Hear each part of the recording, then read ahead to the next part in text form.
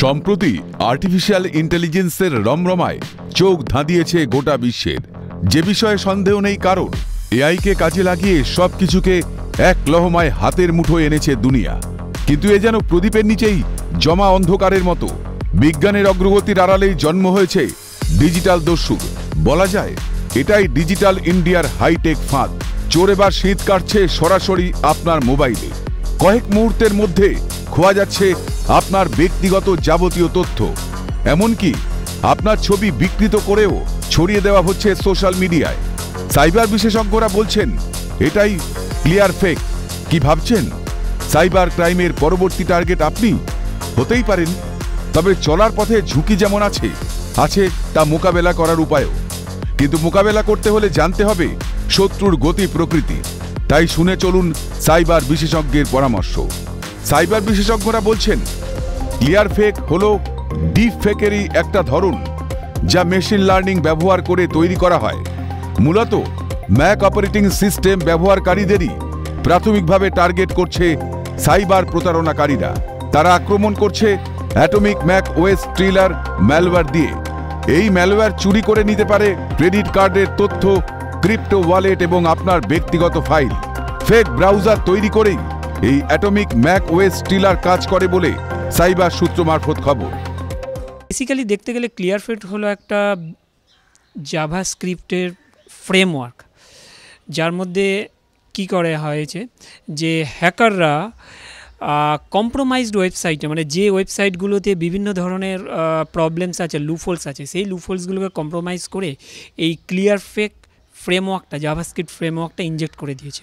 এবং এই ম্যালওয়্যারটা খুব স্টিলথি ম্যালওয়্যার। এ করে কি যে আপনার সমস্ত রকম ক্রেডেনশিয়ালস, পাসওয়ার্ডস, ব্রাউজারে saved passwords, wallet passwords, wifi passwords, আপনার ক্রেডিট কার্ড ইনফরমেশানস, অন্যান্য আপনি অন্যান্য ওয়েবসাইটে যে লগ ইন করেছেন তার লগ ইন ক্রেডেনশিয়াল ইনফরমেশানস হাতাতে থাকে। এবং পুরো এই জিনিসটা চুরি করার পর এটা কিন্তু চলে যায় একটা হ্যাকারের হাতে। বিশেষজ্ঞদের পর্যবেক্ষণ বলছে সাধারণ মানুষের ফাঁদে ফেলার জন্য বেশ কিছু ওয়েবসাইটের ক্লোন তৈরি করছে প্রতারণাকারীরা। তারা তৈরি করেছে মূলত ভুয়ো সাফারি বা ক্রোম ব্রাউজার।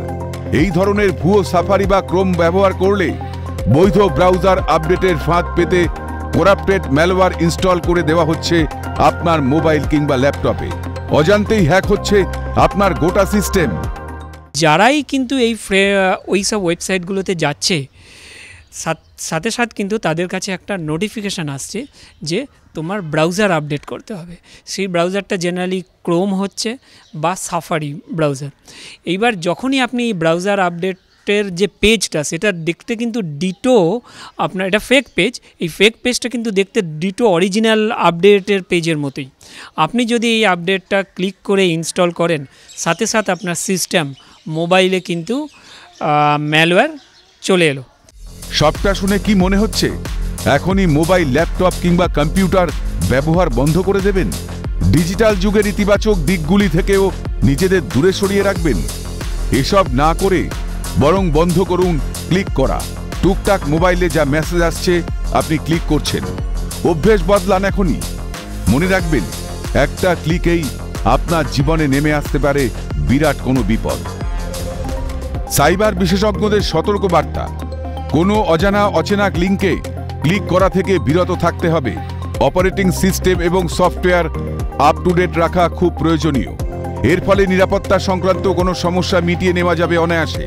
পাওয়া যাবে সর্বশেষ নিরাপত্তা সংক্রান্ত ফিচারগুলি। থাকা যাবে অনেকাংশে নিরাপদ। ইনফরমেশন এসছে তাতে একটা ফেক ওয়েবসাইট বা আইফ্রেম ইউজ করে কাণ্ডটা করছে। সুতরাং এখানে একটা ক্লিক হয়তো দরকার পড়বে। আমরা তো সবসময় ক্লিক করতে থাকি। এই আমার একটা মেসেজ এলো, আমার হোয়াটসঅ্যাপ এলো, সকালবেলা প্রচুর মানুষ পাঠায় গুড মর্নিং, সেখানে আমরা ক্লিক করে করে দেখি। তো একটা ক্লিকের দরকার হয়তো পড়বে। এই টুলটা যদি একটু বেশি সফিস্টিকেটেড হয়ে যায় তাহলে এটা হয়তো ব্লুটুথের উপরেও কাজ করতে পারে। এরকম ইনফরমেশান বা কিচ্ছু থেকে এখন সব সময় দেখবেন দিনে 8 থেকে 10টা নর্মাল আমাদের এই ফেক কলই আসে। বা হোয়াটসঅ্যাপে ফেক মেসেজ আসে, আমরা সেটাকে বিশ্বাস করে ফেলি।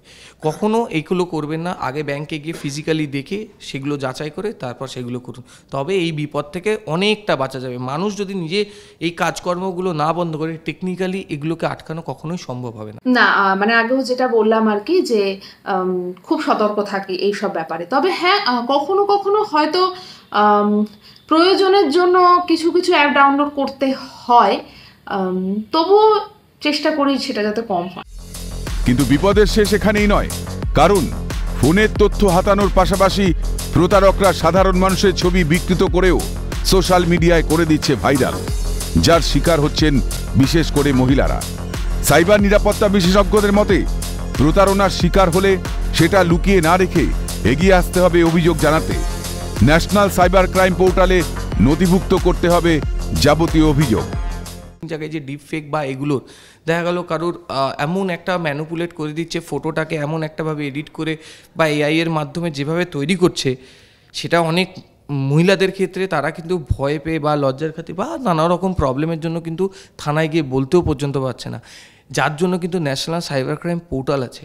আপনি যখন কোনো অ্যাপ ইনস্টল করছেন, অলওয়েজ তো অবশ্যই যদি অ্যান্ড্রয়েড অন প্লে স্টোর থেকে ইনস্টল করুন, অ্যাপেল হলে অ্যাপ স্টোর থেকে ইনস্টল করুন, অ্যান্ড অলওয়েজ ইনস্টলের আগে রিভিউজ অ্যান্ড ওখানে নিচে যে কমেন্টসগুলো আছে সেইগুলোও চেক করুন যে অ্যাপটা আদৌ ঠিকঠাক কাজ করছে কিনা। ফোনে তো র্যান্ডাম লিঙ্ক আসতেই থাকে বিভিন্ন জায়গা থেকে, সেটা স্পেশালি মেয়েদের ক্ষেত্রে, মেয়েরা যে সমস্ত অ্যাপ থেকে শপিং করে থাকে সেই সমস্ত জায়গা থেকে ফেক মেলের সাথে সাথে লেজিটিমেট মেল সমস্তই আসতে থাকে। এবার সাধারণ মানুষের ক্ষেত্রে এটা ডিফারেন্সিয়েট করাটা ভীষণ টাফ হয়ে যায় যে কোন লিঙ্কটা থেকে আমরা লেজিটিমেট অ্যাপে এবং প্রোডাক্টে ঢুকতে পারছি আর কোনটা আমাদের অন্য সাইটে রিডাইরেক্ট করছে। সেক্ষেত্রে একটু সাধারণ যারা একদম গ্রাসরুট লেভেলের মানুষ তাদের ক্ষেত্রে তো আতঙ্কের জায়গা বটেই।